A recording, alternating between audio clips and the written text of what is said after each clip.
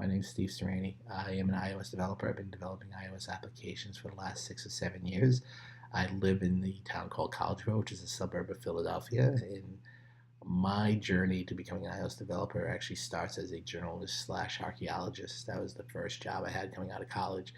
I then transitioned from that to do graphic design and web design, and then from web design, moved on to do an actual web development.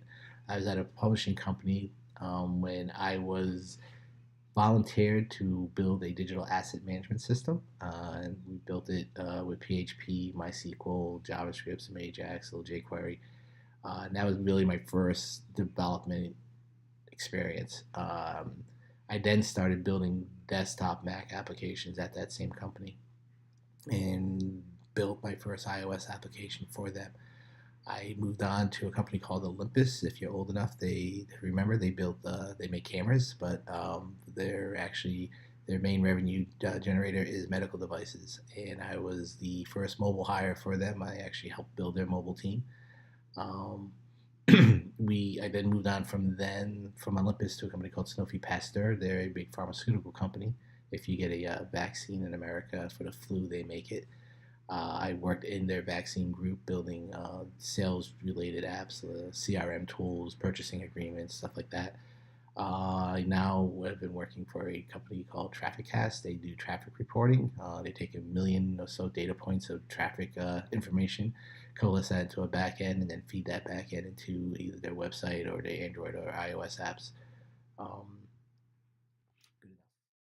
Okay, so my strengths, I think, are the fact that I have a varied background. I've been in all sorts of different technology positions, from development to project management to tech writing to design.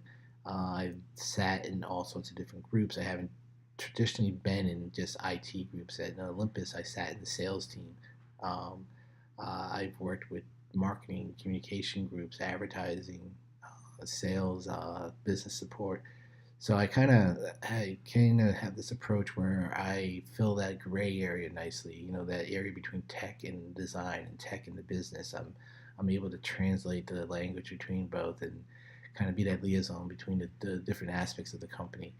The weaknesses is kind of the counter, the flip side of that is that because a lot of my career I've just been the only iOS developer and I don't have a CIS background. I didn't go to college for that. That I always feel that I have so much more to learn than my people around me. When I was at Sanofi, was probably the best learning experience because I actually sat in an IT group for the first time, and just stuff that I hadn't never knew I even had to do: integration testing, UAT testing, the various different means of working with requirement documents and uh, agile sprints and stories and epics.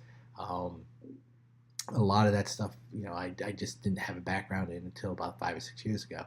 So I do think that on the weaknesses side is also I've kind of been tunneled or siloed into iOS development, either through my own choice and through just career circumstances. So I haven't really had a lot of experience since I've left the publishing company with JavaScript or any other languages, or even like hybrid languages like Ionic or um, React. So I think where I stand is I bring strengths in one area, but I recognize there's definitely some weaknesses in others. I've been working remote for I think 6 years now. I've been fortunate to find a lot of jobs or the jobs that have allowed me to work from home, and it is a different aspect to work, and one that you had the question that was asked was what is the key to success in working remotely, and the key is discipline. And the common answer that everybody's gonna say is the discipline to not be distracted by saying, "Oh, the laundry has to get done," or you know what, I'm gonna run out and get some shopping done in the middle of the day. Get the grocery shopping done because I work remotely and it's flexible. You kind of have to discipline yourself and not listen to those siren calls that are coming out from throughout all the things that you're now there and you could take care of, and if you were working at an office, you wouldn't be able to. That's like the kind of easy answer that the obvious answer that everybody sees. But the other part of discipline is to know when to stop. When I first started working remotely, you get up, you walk downstairs at 6 o'clock in the morning, you're in the office, you start working, and all of a sudden it's 6 o'clock at night. You put in a 12-hour day without realizing it. You have to be able to take care of yourself and take breaks. You're not really being any good to the company if you're banging out 12-hour days every day and your quality of work is going down. So my process is usually to do a good 3 hour run of straight out work and then give myself a half hour and go and address whatever problem or issue was bugging me at the back of my head that the dishes need to get done, or there's a pile of laundry that I want to throw in the laundry machine, or just go outside and sit down for 15 minutes and take in some fresh air and play with the dogs, um, and then cycle back to another 3 hours of hard work, and then repeat, take a break, and then close out the day.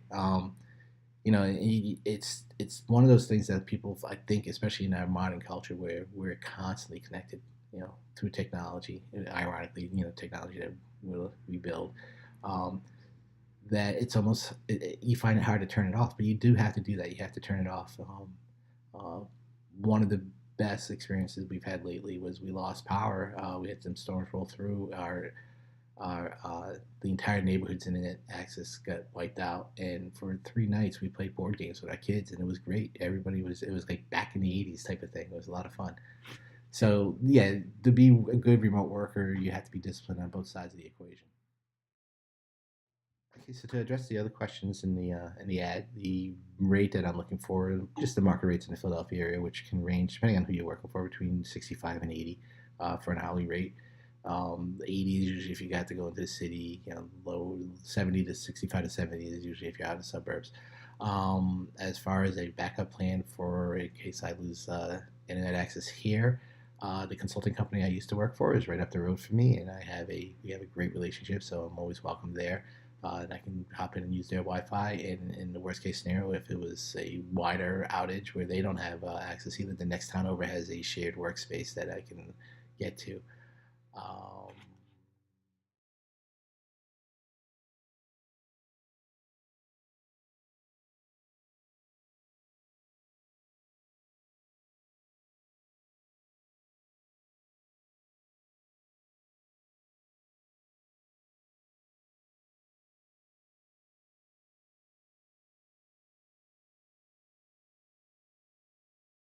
I can provide references upon request, and my start date can be a week from notification.